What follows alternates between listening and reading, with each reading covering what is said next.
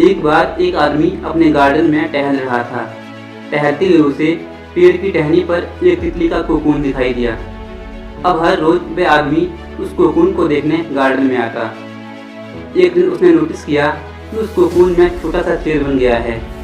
उसने देखा कि तितली उस छेद से बाहर निकलने की कोशिश कर रही है, लेकिन बहुत देर तक प्रयास करने के बाद भी तितली उस छेद से बाहर नहीं निकल पाई। और फिर वह तितली शांत होकर बैठ गई, मानो उसने हार मान ली हो। उस आदमी ने निश्चय किया कि वह उस तितली की मदद करेगा और उस तितली को कोकून से बाहर निकालेगा।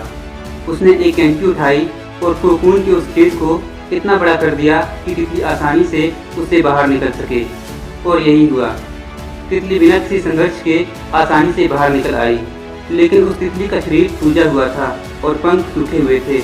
वो आदमी तितली को ये देखकर सोचता रहा कि वो किसी भी वक्त अपने पंख फैलाकर उड़ने लगेगी, लेकिन ऐसा कुछ भी नहीं हुआ। इसके उलट तितली बेचारी कभी उड़ ही नहीं पाई और उसे अपनी बाकी की जिंदगी इधर उधर घिसटते हुए बितानी पड़ी।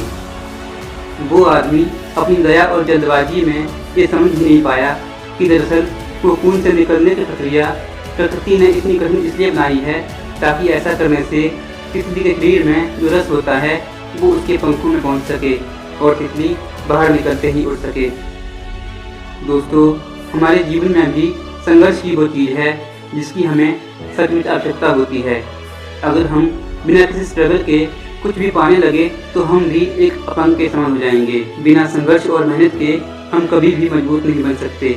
इसलिए जीवन में आने वाले कठिन पलों को पॉजिटिव वे में देखिए, तभी हम अपनी ज़िंदगी की उड़ान पॉसिबल बना पाएंगे। कहते हैं ना कि जो कुछ नहीं करते वो कमाल करते हैं, और कमाल करने के लिए जो आप निरंतर प्रयास करते हो उसी का नाम संघर्ष है।